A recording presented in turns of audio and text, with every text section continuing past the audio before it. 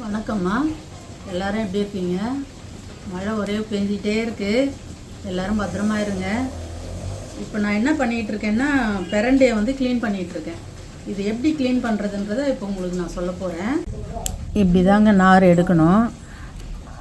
ஒரு வாட்டி எடுக்கும்போதும் கொஞ்சம் எண்ணெய் தொட்டுக்கோங்க, நல்லெண்ணெய் தொட்டுக்கணும். தொட்டு இப்படி நாரை எடுத்துட்டு வேறு 4 பக்கம் நார் வருது பாருங்கள், இந்த மாதிரி எடுக்கணும். க்ளீன் பண்ணி வச்சுருக்க பிரண்டை, இஞ்சி ஜாஸ்தியாக எடுத்துருக்கேன், நீங்கள் தேவைன்னா கம்மி பண்ணிக்கலாம். மிளகாய், பூண்டு, உளுந்தம்பருப்பு, புளி, தேவையான அளவு உப்பு, கொஞ்சமாக நல்லெண்ணெய் விட்டு உளுந்தம்பருப்பு வறுத்து எடுத்துக்கணும். இந்த மாதிரி ப்ரௌன் ஆனோடனே உளுந்தம்பருப்பு எடுத்துக்கணும்.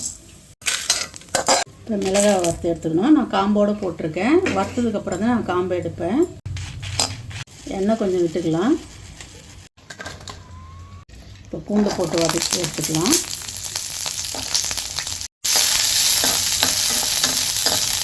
பூண்டு நல்லா வதங்கிடுச்சு. இப்போ நம்ம இஞ்சியை கொஞ்சம் சீவிட்டு இதில் போட்டுக்கிறோம்.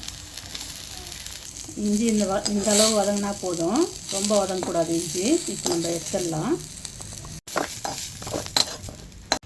இன்னும் கொஞ்சம் எண்ணெய் விட்டு இந்த பிரண்டையை நல்லா வதக்கி எடுத்துக்கலாம். நல்லெண்ணெய்.